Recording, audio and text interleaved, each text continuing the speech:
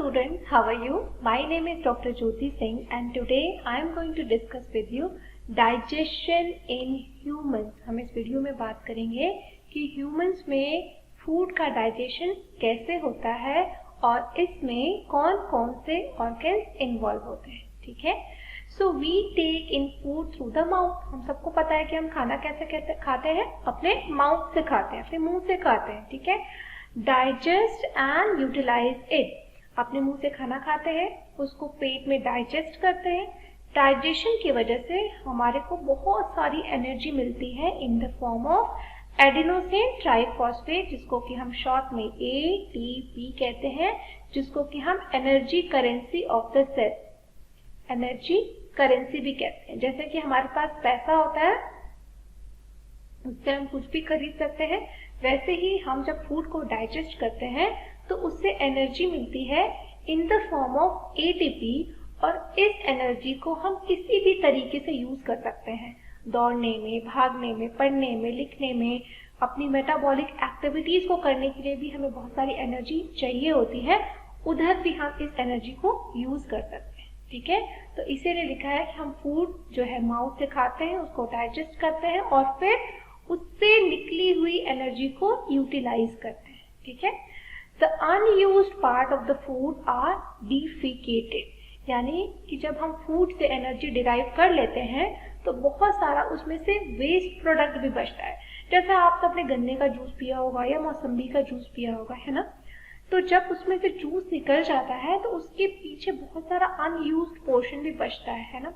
तो उस पोर्शन को हम क्या करते हैं, हम फेंक देते हैं, वो वेस्ट होता है ना। तो वैसे ही खाने से बहुत सारा न्यूट्रिएंट हमारी बॉडी उसको डाइजेस्ट करके, उसको चर्न करके एब्सॉर्ब कर लेती है और बाकी जो मटेरियल है उसको बाहर बॉडी से एक्सक्रीट आउट की तरफ बढ़ाती है।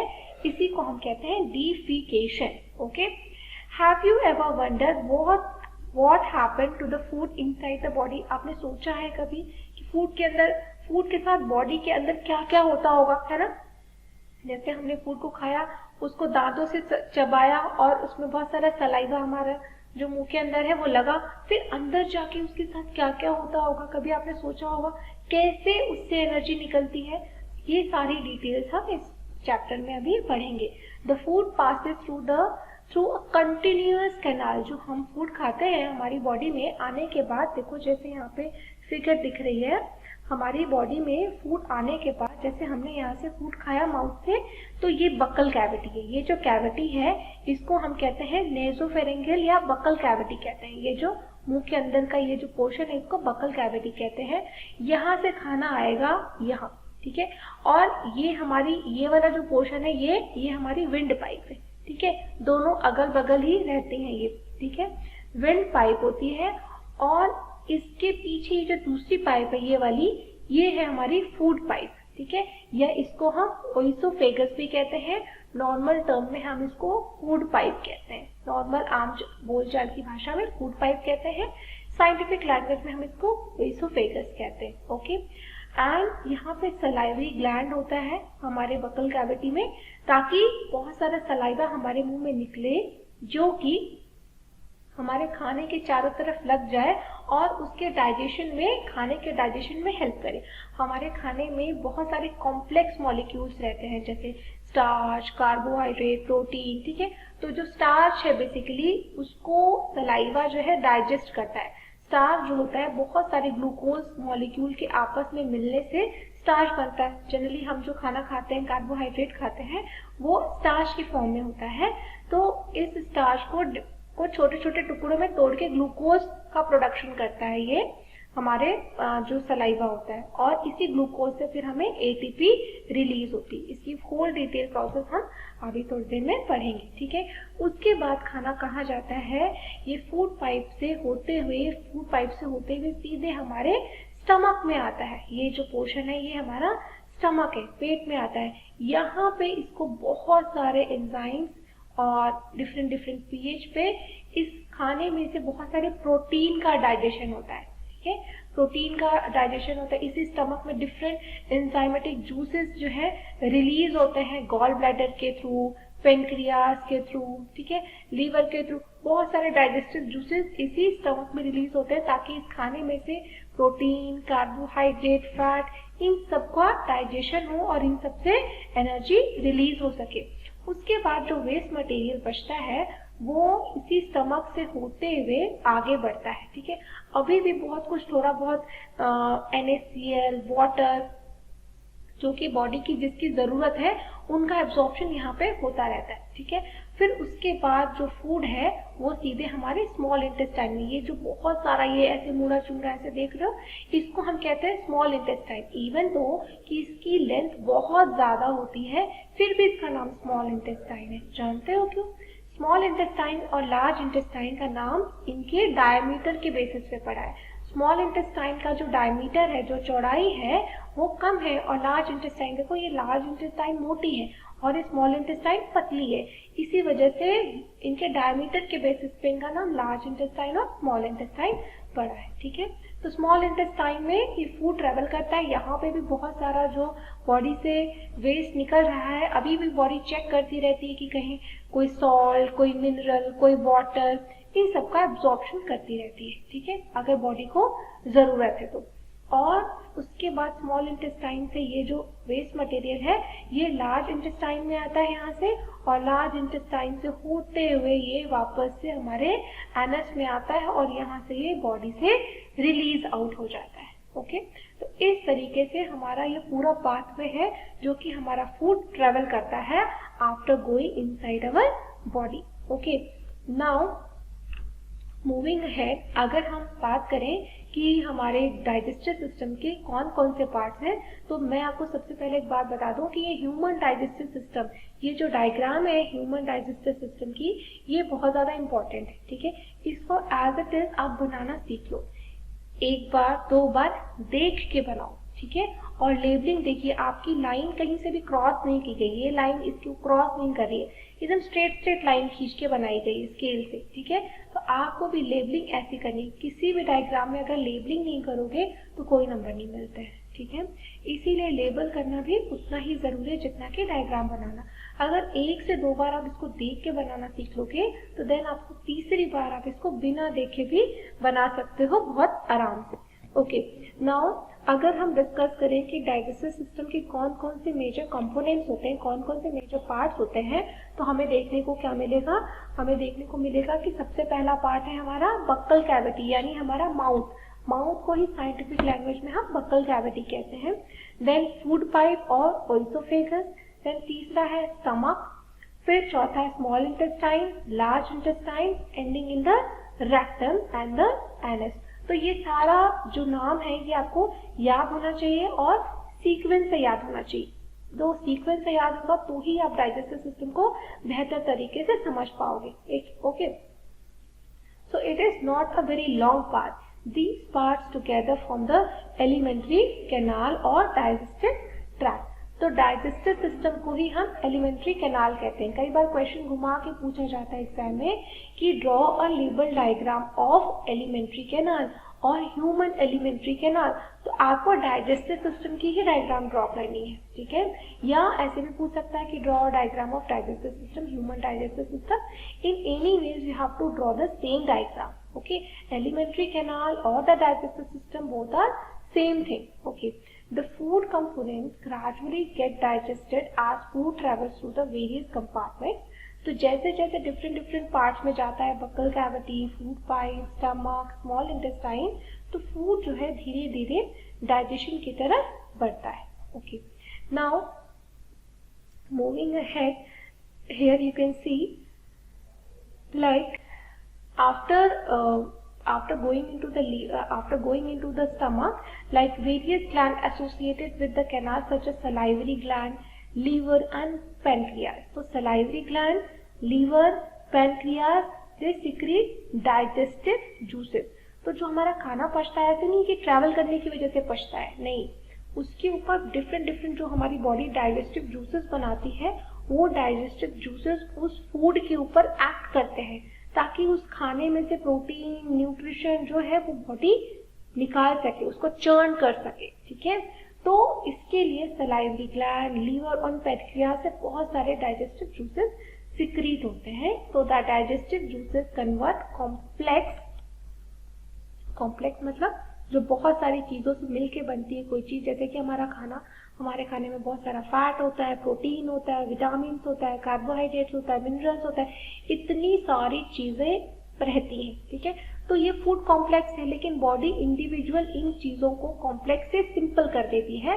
फैट का अलग एब्जॉर्प्शन होता है, प्रोटीन का अलग एब्जॉर्प्शन होता है, कार्बोहाइड्रेट्स का अलग एब्जॉर्प्शन होता है, मिनरल्स का अलग एब्जॉर्प्शन होता है, ठीक है।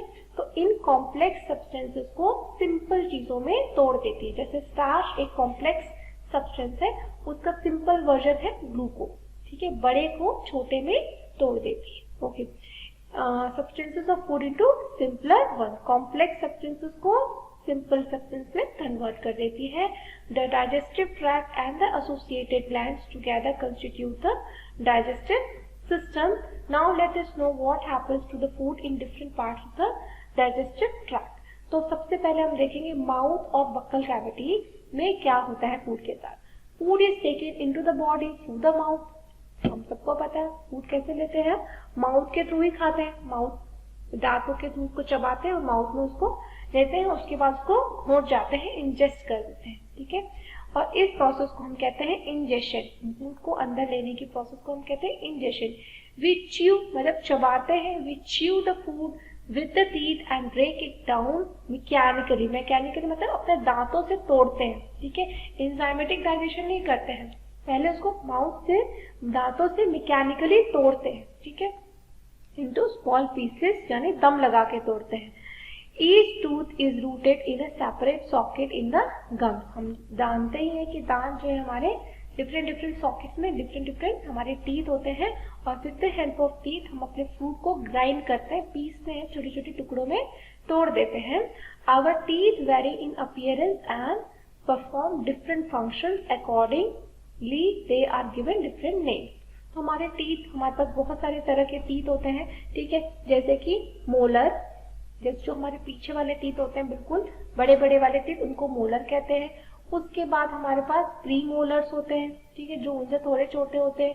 उसके बाद हमारे पास क्या होता है, कैनाइन, जो हमारी साइड की टीथ होती है उसको कैनाइन टीथ कहते हैं, और जो हमारे आगे के दांत होते हैं उनको हम इंसीजर्स कहते हैं। तो इंसीजर्स का काम होता है काटना, कैनाइन का काम होता है नोचना, प्री मोलर्स का भी ग्राइंडिंग और मोलर्स का भी ग्राइंडिंग में काम होता है। ओके, नाउ एक एक्टिविटी हम करते हैं, activity 2.2।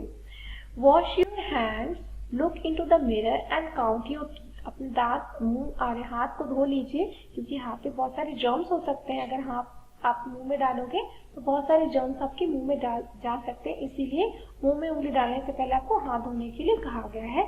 Look into the mirror and count your teeth. Use your index finger, ये इंडेक्स फिंगर है, to feel the teeth. Now, how many kind of teeth could you find?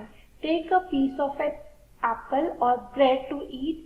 Which teeth do you use for biting and cutting? जैसे type of teeth और उसके number और total teeth आपको लिखने हैं। Cutting and biting, cutting and biting के लिए आपके जो इंसीजर्स होते हैं वो रिस्पॉन्सिबल होते हैं। Piercing and tearing teeth, piercing and tearing teeth ये आपके ये वाले टीथ होते हैं, ठीक है। एंड च्यूइंग एंड ग्राइंडिंग के लिए आपके पास मोलर्स और प्री मोलर्स होते हैं, ठीक है, ये मोलर्स और प्री मोलर्स होते हैं। और वही कैनाइन टीथ जो होते हैं आपके piercing and tearing of the food के लिए रिस्पॉन्सिबल होते हैं। इसके अलावा our food has salivary gland, हमारे माउथ में our mouth has a salivary gland, हमारे माउथ में सलाइवरी ग्लैंड होता है, जो कि सलाइवा, मुंह में जो थूक आती है उसी को हम सलाइवा कहते हैं, जो कि सलाइवा बनाता है, and it secrete saliva. Do you know the action of saliva on food? Let us find out. आपको पता है सलाइवा क्या करता है? तो जो हमारा सलाइवा होता है उसमें बहुत सारे एंजाइम्स होते हैं, ठीक है, तो वो क्या करते हैं, हमारे माउथ में जो स्टार्च है उसको ब्रेक डाउन कर देते हैं ग्लूकोज में, ठीक है, ताकि उसका डाइजेशन आगे आने वाले समय में हमारे जब पेट में जाए तो उसका डाइजेशन और अच्छे से हो, उस ग्लूकोज को ब्रेक डाउन करके हमें बहुत सारी एनर्जी जल्दी जल्दी मिले। तो एक टेस्ट कर लेते हैं स्टार्च का हम, कि हमारे माउथ में जो सलाइवा है वो क्या सच में स्टार्च को ब्रेक डाउन करती है। अगर वो स्टार्च को ब्रेक डाउन कर देगी तो जो स्टार्च का एक हमारे पास एक प्रॉपर्टी होती है। स्टार्च क्या करता है, जब हम स्टार्च को आयोडीन सोल्यूशन के साथ रिएक्ट करते हैं तो स्टार्च का कलर ब्लू ब्लैक हो जाता है। जैसे हमें क्या करना है, एक्टिविटी 2 में 2 टेस्ट ट्यूब ले लेनी है। एक टेस्ट ट्यूब में बॉइल्ड राइस लेना है, ठीक है, और दूसरी टेस्ट ट्यूब में वो राइस लेना है जिस राइस को आपने मुंह में चबाया, ऐसे ऐसे उसको सलाइवा से लपेटा और उसको फिर निकाल लिया और उसको टेस्ट ट्यूब में डाल दिया, ठीक है। बॉइल्ड एंड च्यूड राइस लेना है जिसको कि आपने सलाइवा लगा दिया है।